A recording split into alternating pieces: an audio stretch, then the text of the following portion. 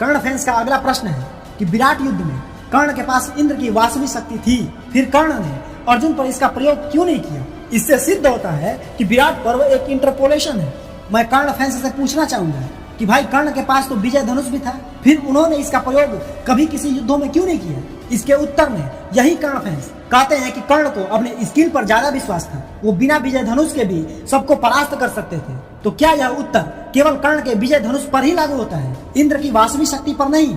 आखिर कर्ण फैंस में ये दोगली सोच आती कहां से है, ये मैं समझ नहीं पा रहा हूँ। विराट युद्ध के बाद भी कुरुक्षेत्र युद्ध में भी कर्ण का अर्जुन से कई बार आमना सामना होता है। कर्ण वहां भी इंद्र की वास्तविक शक्ति का प्रयोग नहीं करते हैं। इसका अर्थ ये तो नहीं कि कर्ण और अर्जुन के बीच कोई युद्ध हुआ ही नहीं था। यह महाभारत का वो पर्व भी एक इंटरपोलेशन है। कर्ण के पास तो भार्गवास्त्र भी था, कर्ण के पास तो ब्रह्मास्त्र भी था, किंतु कर्ण ने अपने अंतिम युद्ध से पहले और किसी भी युद्ध में इन अस्त्रों का प्रयोग ही नहीं किया था।